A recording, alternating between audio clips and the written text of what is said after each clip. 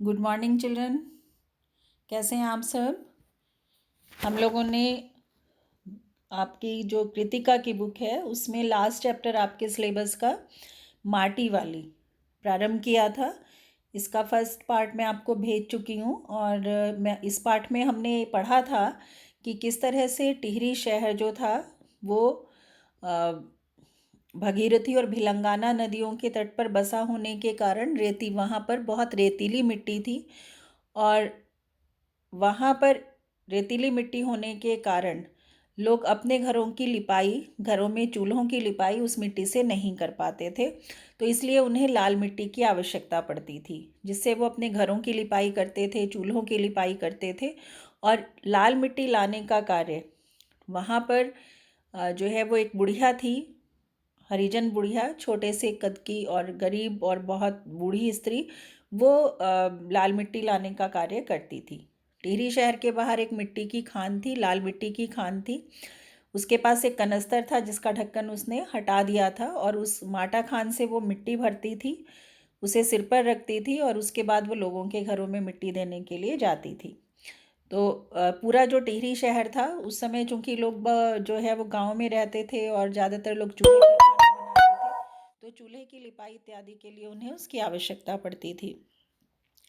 अब जो माटी वाली थी वो सबके घरों में चूंकि जाती थी, तो सभी लोग उसको, चाहे वो मकान मालिक थे या किराएदार थे, वो सब उसको पहचानते थे। तो इसी तरह से जब वो एक दिन मिट्टी लेकर जाती है तो वो एक जो लड़की है घर में, घर से छोटी लड़की आकर उसको बुलाती है कि उसकी माँ ने उसको बुलाया है, और माटी वाली उसके घर में मिट्टी देने के लिए जाती है। और माटी वाली को वो बैठने का संकेत करती है और उस समय वो चाय बना रही थी, तो वो उसे कहती है कि वो खाने के वक्त जो आए वो भाग्यवान होता है। तो माटी वाली को वो 2 रोटियां देती है, जिसमें से एक रोटी वो अपने जो सिर के ऊपर कनस्तर रखने का कपड़ा है उसे खोलकर उसकी तह में छिपा लेती है और झूठ मूठ बहाना करने लगती है कि उसने रोटी खा ली, और दूसरी रोटी वो हाथ में ले लेती है। और तब जो घर की मालकिन है वो उसे एक पीतल के गिलास में चाय ला कर देती है और उसे कहती है कि घर में आज कोई सब्जी वगैरह नहीं है, तो इसलिए वो चाय के साथ ही उसको खा ले।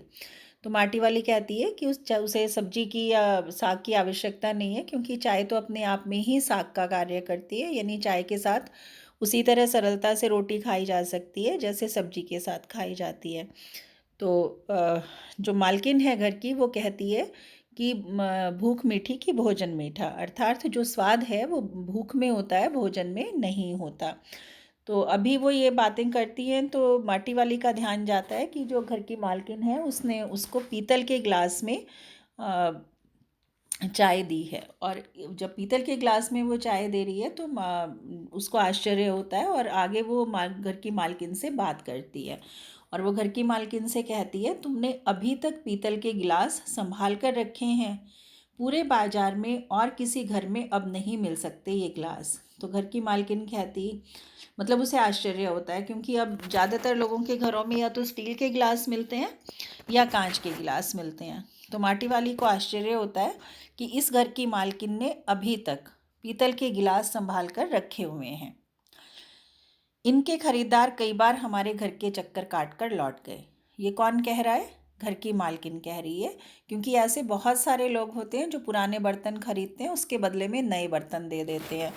तो लेकिन इसमें उनको बहुत फ़ायदा होता है, क्योंकि जो पुरानी पीतल इत्यादि है, जो धातुओं के बने हुए बर्तन हैं, वो महंगे होते हैं।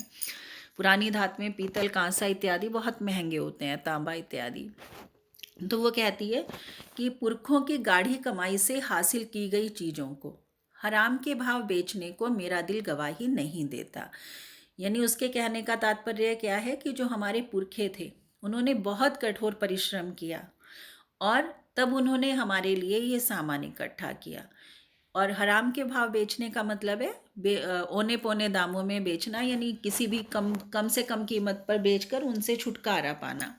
तो वो कहती है कि मेरा मन इसके लिए गवाही नहीं देता।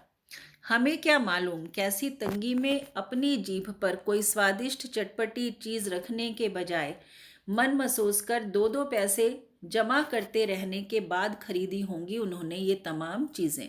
अब माटी वाली कहती है कि जो उनके पुरखे थे उन्होंने अपना मन मसोसा होगा, यानी अपनी इच्छाओं को मारा होगा, क्योंकि वो बहुत धनी नहीं थे। छोटी छोटी चीज़ों की इच्छाओं को उन्होंने अपने मन में दफन किया होगा।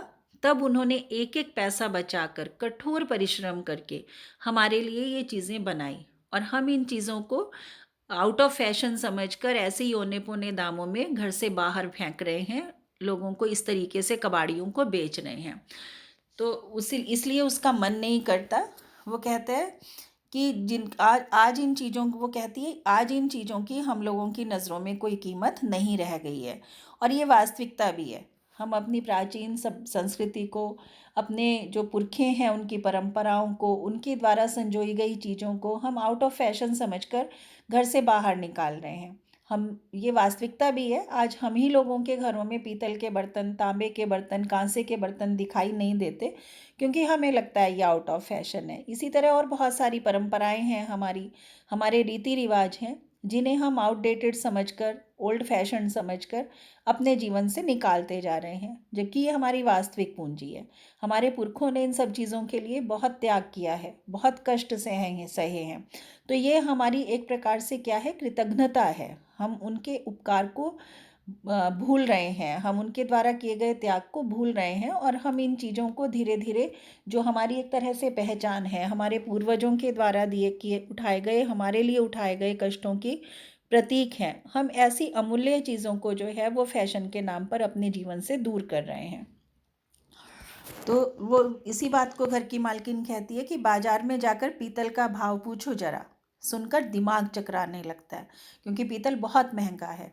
और ये व्यापारी हमारे घरों से हराम के भाव इकट्ठा कर ले जाते हैं तमाम बर्तन भांडे, क्योंकि लोग उन्हें, मैंने अभी आपको बताया कि उनको लगता है कि ये आउटडेटेड हो गए हैं, इनका फैशन नहीं है, तो लोग बहुत कम दामों में इन कीमती धातुओं के बर्तनों को इन व्यापारियों को बेच देते हैं।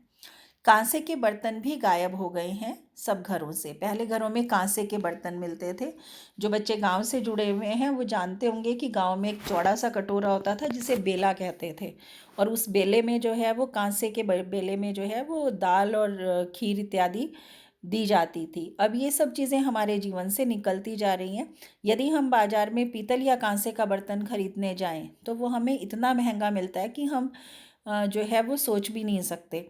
और जो व्यापारी हैं वो पुराने बर्तनों के नाम पे बहुत कम कीमत पर इन धातुओं को हमसे ले जाते हैं।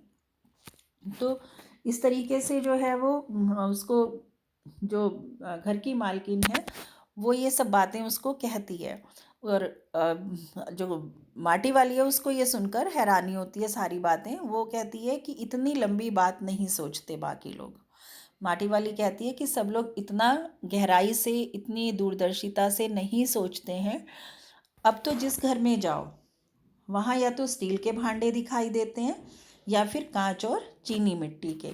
यानी वो जिस घर में भी जाती है वहाँ या तो स्टील के बर्तन में उसको चाय देते हैं या कांच के बर्तन में। तो वो कहती है अब तो सबके घरों में चीनी मिट्टी के या स्टील के बर्तन ही दिखाई देते हैं। अपनी चीज़ का मोह बहुत बुरा होता है। मैं तो यह सोचकर पागल हो जाती हूँ कि अब इस उम्र में इस शहर को छोड़कर हम जाएंगे कहाँ। जो घर की मालकिन है वो कहती है कि जो अपनी चीज़ों का मोह होता है, अपनी चीज़ों के प्रति प्रेम होता है, वो बहुत गहरा होता है। उसको छोड़ पाना आसान नहीं होता। जब वो ये कह रही है कि मैं ये सोचकर पागल हो जाती हूँ कि अब इस उम्र में हम इस शहर को छोड़कर कहाँ जाएंगे, तो आप जानते होंगे कि टिहरी पर बहुत बड़ा बांध बना हुआ है, डैम बना हुआ है। वो उसके संदर्भ में बात कर रही है, क्योंकि जब टिहरी पर बहुत ये डैम बनाया जा रहा था, तो आप जानते हैं कि जब डैम में पानी भरना शुरू होता है तो जल भराव जो है वो बहुत अधिक होता है। तो टिहरी शहर में जब बांध बनना शुरू हुआ और उसमें पानी भरना शुरू हुआ तो सरकार के द्वारा लोगों को टिहरी शहर खाली करने का नोटिस दे दिया गया। कारण क्या था कि बांध बनने के बाद टिहरी शहर डूब जाता, पूरा पानी में समा जाता वो बांध के, और इसलिए वहाँ के लोगों को विस्थापित करना, उस जगह से हटाकर दूसरी जगह बसाना जरूरी था। और इसलिए सरकार ने जो है वो नया टिहरी शहर बसाया था। आज अगर हम टिहरी जाएं तो हम नया टिहरी जाएंगे, पुराना जो टिहरी शहर है वो पानी में डूब चुका है पूरे का पूरा। तो लोगों को, जब की बात ये मालकिन कर रही है घर की मालकिन, तब तक टिहरी शहर पूरा डूबा नहीं था। और लोगों को उनके घर खाली करने का नोटिस सरकार की तरफ से दिया जा चुका था। तो जो घर की मालकिन है वो यही सोचकर परेशान है कि जो जगह उसके पुरखों की है और जो यहाँ पर वो उसने अपना पूरा जीवन बिताया है, उस जगह को छोड़कर किसी नई जगह पर जाकर रहना, वहाँ पर फिर से अपने आप को जो है वो स्थापित करना, वहाँ के लोगों से संबंध बनाना, ये सब बहुत कठिन है। पुरानी जगह से, उस जगह से, जड़ों से जो मोह है, जो प्रेम है, वो अपने मन से निकाल पाना इतना सहज, इतना सरल नहीं है। तो ये बहुत कठिन होता है कि एक व्यक्ति जहाँ वर्षों से रह रहा है वहाँ से वो एकदम से उठकर किसी नई जगह पर जाकर रहने लगे। तो उस नई जगह पर रहने में, वहाँ पर जो है वो अपने आप को समायोजित करने में, वहाँ की परिस्थितियों से सामंजस्य स्थापित करने में व्यक्ति को बहुत कठिनाई आती है। तो इसलिए वो कहती है कि अब इस उम्र में हम अपने घर को, शहर को छोड़कर कहाँ जाएंगे। अब जो माटी वाली है वो कहती है, ठकुराइन जी, जो जमीन जायदादों के मालिक हैं वे तो कहीं ना कहीं ठिकाने पर जाएंगे ही, पर मैं सोचती हूँ मेरा क्या होगा, मेरी तरफ देखने वाला तो कोई भी नहीं।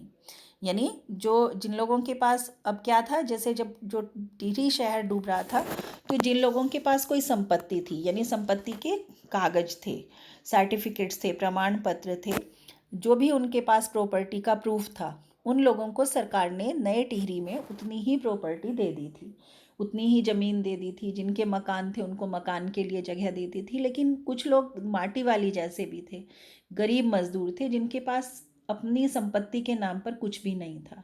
ठीक है, तो ऐसे लोगों का क्या होगा, उनकी रोजी रोटी क्या है। जैसे माटी वाली है, उसकी रोजी रोटी क्या है, माटा खान है। अब टिहरी शहर डूबेगा तो माटा खान भी डूब जाएगी। तो अब माटी वाली सोचती है कि तब मैं क्या करूँगी। इसलिए वो कहती है कि मेरे जैसे लोगों की तरफ देखने वाला कोई नहीं, यानी हमारी चिंता, हम जैसे लोगों की चिंता, गरीबों की, मजदूरों की चिंता तो किसी को भी नहीं है। चाय खत्म कर माटी वाली ने एक हाथ में अपना कपड़ा उठाया, दूसरे में खाली कंटर, और खोली से बाहर निकलकर सामने के घर में चली गई। यानी एक हाथ में उसने अपना कपड़ा जो सिर पर रखा हुआ था डिल्ला बनाकर, दूसरे में अपना कनस्तर लिया, खाली हो चुका था क्योंकि वो घर की मालकिन के कहने पर मिट्टी वहाँ दे चुकी थी, और उसके बाद वो सामने वाले घर में चली गई। अब सामने वाले घर में भी कल हर हालत में मिट्टी ले आने के आदेश के साथ उसे 2 रोटियां मिल गई। अब जो सामने वाला घर था, वहाँ की मालकिन ने भी उसे कहा कि उसे हर हालत में कल उसके घर के लिए भी लाल मिट्टी लानी है। अब जो 2 रोटियां उसको वहाँ पहले घर से 2 रोटी मिली थी, उसमें से एक उसने खा ली थी, एक उसने अपने कपड़े में बांध ली थी। अब इस घर में से भी घर की मालकिन ने उसे 2 रोटी दी, और उन्हें भी उसने खाया नहीं, वो दोनों रोटियां उसने अपने कपड़े के एक छोर में यानी किनारे में बांध ली। लोग जाने तो जाने कि यह रोटियां वह अपने बुढ़े के लिए ले जा रही है। यानी उसने अपने मन में सोचा कि अगर कोई ये सोचे कि वो ये रोटियां इस तरह से बांध कर अपने पति के लिए, अपने बूढ़े पति के लिए ले जा रही है, तो उसको सोचने दो। और उसने अपने मन में सोचा कि उसे इसकी कोई परवाह नहीं है। उसके घर पहुंचते ही अशक्त बुढ़ा कातर नज़रों से उसकी ओर देखने लगता है। यानी उसका जो पति है वो बहुत बूढ़ा है, अशक्त है। अशक्त मतलब असमर्थ है, उठ नहीं सकता, चल फिर नहीं सकता। तो जैसे ही वो देखती है, वो भूखा बैठा रहता है। जैसे ही वो घर पहुंचती है, वो उसकी ओर बहुत दयनीय नज़रों से देखता है। वह घर में रसोई बनने का इंतजार करने लगता है। यानी उसको आशा हो जाती है कि अब उसकी पत्नी जो बुढ़िया है वो घर में आई है, तो वो उसके लिए अब खाना बनाएगी और उसको खाना मिलेगा, भोजन मिलेगा, और कोई उन दोनों के अलावा उनकी देखभाल करने वाला नहीं है। आज वह घर पहुंचते ही 3 रोटियां अपने बुढ़े के हवाले कर देगी। यानी वो इतनी गरीब है कि आज उसे रोटियां मिली हैं तो वो उनका हिसाब लगा रही है।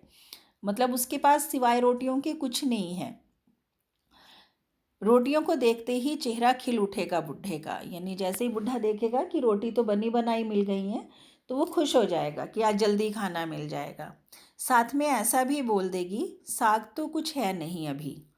और तब उसे जवाब सुनाई देगा, भूख मीठी की भोजन मीठा। यानी उसको भी पता है कि उसका पति सुबह से भूखा बैठा है। जब वो उसे कहेगी कि केवल रोटियां हैं सूखी, साथ में सब्जी वगैरह कुछ नहीं है, तो उसको भी यही जवाब सुनने को मिलेगा कि स्वाद जो है वो खाने में नहीं होता, स्वाद भूख में होता है, यानी उसके पति के लिए वो रोटियां ही सबसे स्वादिष्ट हैं। उसका गांव शहर के इतना पास भी नहीं है। कितना ही तेज चलो फिर भी घर पहुंचने में 1 घंटा तो लग ही जाता है। रोज सुबह निकल जाती है वह अपने घर से, यानी उसका गांव जो है वो टिहरी शहर से काफ़ी दूर है। उसको सुबह 1 घंटा आने में लगता है और शाम को उसे 1 घंटा पहुंचने में लगता है। पूरा दिन वो माटा खान में मिट्टी खोदती है, फिर उसके बाद अलग अलग स्थानों पर फैले हुए घरों तक उन्हें पहुंचाती है। तो सुबह निकलकर रात तक ही वो अपने घर, बिल्कुल दिन अंधेरा होने तक ही वो अपने घर में पहुंच पाती है। तो इसलिए उसको लगता है कि वो अपने पति को जो है वो ठीक प्रकार से उसकी देखभाल भी नहीं कर पाती, और बेचारी गरीब बुढ़िया है, पूरा दिन इतना कठोर संघर्ष करने के बाद भी वो 2 वक्त की रोटी कमा भी ठीक से नहीं कमा पाती है। अक्सर वो उसे और उसके पति को सूखी रोटियां खाकर ही संतोष करना पड़ता है। जिस दिन उसे रोटियां मिल जाती हैं उस दिन वो थोड़ा सा सब्जी इत्यादि की व्यवस्था करने का प्रयास करती है। घर पहुंचने से पहले रात घिरने लगती है। उसके पास अपना कोई खेत नहीं, जमीन का एक टुकड़ा भी नहीं है, यानी अपने पास उसके कुछ भी नहीं है। छोटा सा टुकड़ा भी नहीं है जमीन का। एक झोपड़ी है जिसमें वह अपना गुजारा करती है, वो भी उसकी अपनी जमीन पर नहीं है, गांव के एक ठाकुर की जमीन पर खड़ी है। यानी एक गांव का जो संपन्न व्यक्ति है उसकी जमीन पर एक छोटी सी झोपड़ी बनाकर वो अपने पति के साथ रह रही है। उसकी ज़मीन पर रहने की एवज में, उसकी ज़मीन पर रहने के बदले में उस भले आदमी के घर पर भी माटी वाली को कई तरह के कामों की बेगार करनी होती है। बेगार करने का मतलब बिना पैसे के काम करना, बिना मजदूरी के काम करना।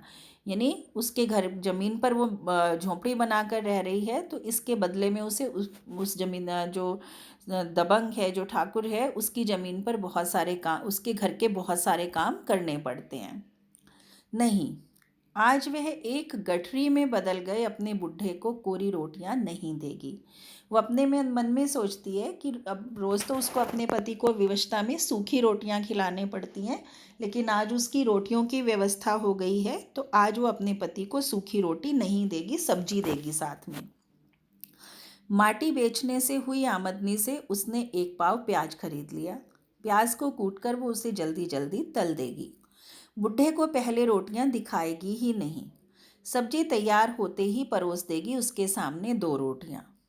अब वह 2 रोटियां भी नहीं खा सकता, एक ही रोटी खा पाएगा, या हद से हद 1.5। यानी अब वो अपने पति के बारे में सोच रही है, अब कुछ नहीं सोच रही, सिर्फ अपने पति के विषय में सोच रही है कि आज वो उसे सूखी रोटी नहीं देगी, उसको सब्जी देगी, उसको 2 रोटी देगी। और वो उसको लग रहा है कि अब इतना बीमार है उसका पति, अशक्त है, कि वो 2 रोटी भी नहीं खा पाएगा, खा ही नहीं पाता। वो ज़्यादा से ज़्यादा 1 या 1.5 रोटी खाएगा, उसे ज़्यादा, क्योंकि उसे ज़्यादा नहीं पचता। अब कितनी बची रोटियां? 1.5। उससे वो अपना काम चला लेगी, क्योंकि 1 रोटी तो वो पहले ही खा चुकी है। मन में वो ये सारा हिसाब लगा रही है, और इसी तरह हिसाब लगाते हुए वो अपने घर पहुंच जाती है। तो आप इससे कल्पना कर सकते हैं कि जो बूढ़ी है, माटी वाली बुढ़िया है, वो कितनी गरीब है। मतलब वो रोटियों का हिसाब लगा रही है, पूरा दिन कठोर परिश्रम करती है, सुबह से शाम तक जो है वो अपने घर से निकलती है, सुबह सुबह रात तक पहुंचती है, और तब भी उसको इतनी मजदूरी, इतने पैसे नहीं मिल पाते कि वो अपना और अपने बूढ़े पति का पेट भी ठीक प्रकार से भर सके। इतनी मेहनत करने पर भी वो सूखी रोटियां खाने के लिए विवश होती है। ऐसा बहुत कम होता है जब उसे रोटी के साथ सब्जी भी खाने के लिए मिल जाए। तो इस तरीके की परिस्थितियों में वो अपना जीवन बिता रही है। तो माटी वाली जो है वो भी ये सोचकर परेशान है कि कल को जब टिहरी शहर डूबने लगेगा तो वो कहाँ जाएगी, वो किस प्रकार से अपना गुजारा करेगी। तो यहाँ तक आपको बच्चों समझ में आ गया होगा, और इसका पाठ का जो शेष भाग है वो हम अगले लेक्चर में कंप्लीट करेंगे। तब तक आप इस पाठ को बहुत ध्यान से सुनेंगे, बहुत ध्यान से पढ़ेंगे। धन्यवाद। आपका दिन मंगलमय हो।